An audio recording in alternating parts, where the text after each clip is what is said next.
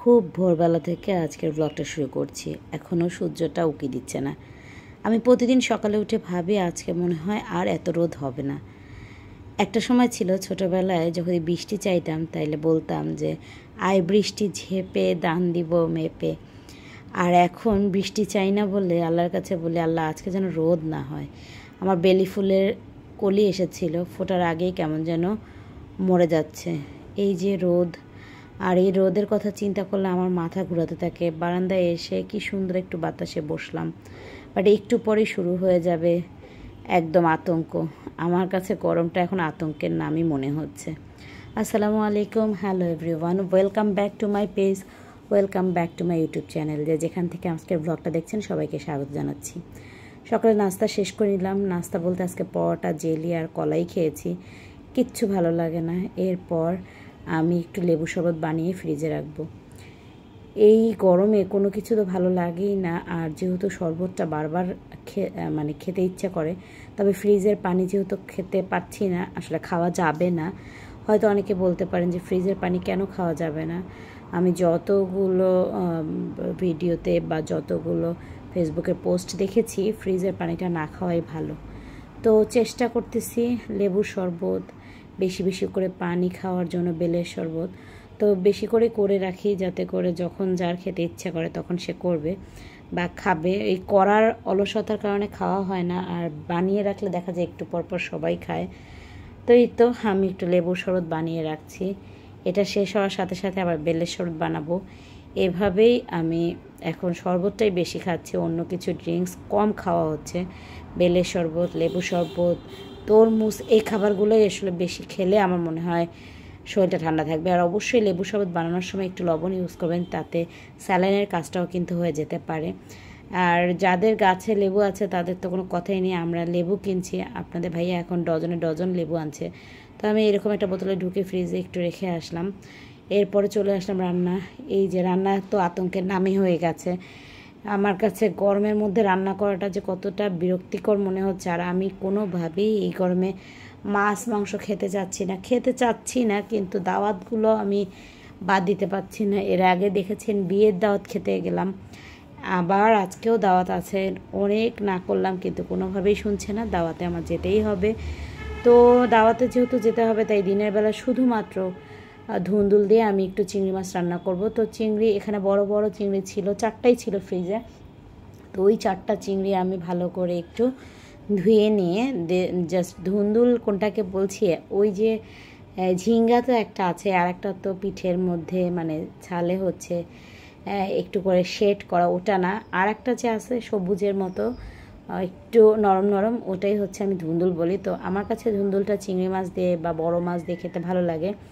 আর এখন গরমের কারণে রান্না করাটা সত্যি অনেক কঠিন হয়ে যাচ্ছে। আর আমি তো সবসময় আপনারা জানেন যে আমাকে যে হেল্প করে তাদের কাটা বাছা বা রান্না আমি আসলে খাই না, যেটা সত্য কথা। আমার কাছে ভালো লাগে না। আমার কাছে নিজে রান্না করার মধ্যে একটা তৃপ্তি আছে। আগে তো তাও একটু কাটাকাটি করে নিতাম মাছ টাছ, কিন্তু সবজি টবজিও আমি চেষ্টা করি নিজে কাটতে। আর তার উপর এত গরম, সব কিছু নিজে রেডি করে নিয়ে কাজ করাটা অনেক কঠিন। আজকে না ভাবছিলাম বিছানার চাদরটা তো চেঞ্জ করব, কিন্তু এত গরম আমার কোনো কাজে মন বসে না, আর কোনো কাজ করতেও ইচ্ছে করে না গরমের কারণে। তো আমি এরই মধ্যে গাছগুলোতে পানি দিয়ে ফেলছি। এখন তো 2-3বার করেও আমি গাছে পানি দেই। 2বার তো মাস্ট বি দেই, কারণ আমরাই যেভাবে ক্লান্ত হয়ে যাচ্ছি, গাছগুলোতে অবস্থা আরও খারাপ। তো আপনাদের ভাইয়া বলছিল যে তোমার এত কষ্ট করতে হবে না, জাস্ট ডিম ভাজি করে ভাত খাবো। কিন্তু তাই কি হয়? ডিম ভাজি করলেই কি খাওয়া হবে? আর আমি মুরগিটাও খাচ্ছি খুবই কম, আর গরু তো নিচ্ছি না, কারণ এই গরমে যদি মাংস খাই তাহলে আরও বেশি হয়তো খারাপ হতে পারে। তো যতটা খাওয়া যায় লাউ, পেঁপে, ধুন্দুল, মিষ্টি কুমড়া, এই টাইপের খাবারগুলোই বেশি খাচ্ছি। হয়তো আমার ব্লগগুলোতে আপনারা দেখতে পাচ্ছেন যে মানুষটা 4টা-5টা তরকারি ছাড়া রান্নাই করে না, আর সে মানুষটাও এখন গরমের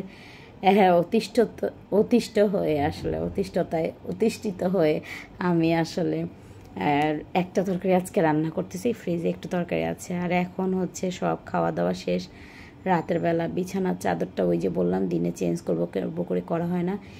আমার ঘর গোছানোটা আসলে সকালবেলায় আমি করি। ঘুম থেকে ওঠার সাথে সাথে বিছানার কাপড় টাপড় চেঞ্জ করে ফার্নিচার মুছে আমি এই রুম থেকে বের হই। আমি সাধারণত আমাকে যারা কাজে হেল্প করে আমার বেডরুমটা মুছতে দিই না, আমি সবটা করি।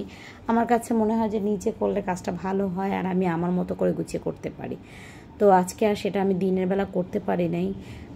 ওই যে সাহসে কুলাচ্ছিল না, যে এত গরম, ফ্যানটা একটা মিনিট বন্ধ করা যায় না। আর সারাক্ষণ যে এসি সারিয়ে রাখবো এটাও কিন্তু শরীরের জন্য খারাপ, তাই চেষ্টা করতেছি যতটুকু প্লাস মাইনাস করে চলা যায়। তো বিছানা চাদরটা উঠিয়ে ফেললাম আর এখন এটা বাস্কেটে রেখে গেলাম। এর মধ্যে আমি এসে দেখি আমার ছেলে ওই যে লেবু শরবত বানিয়ে রেখেছি।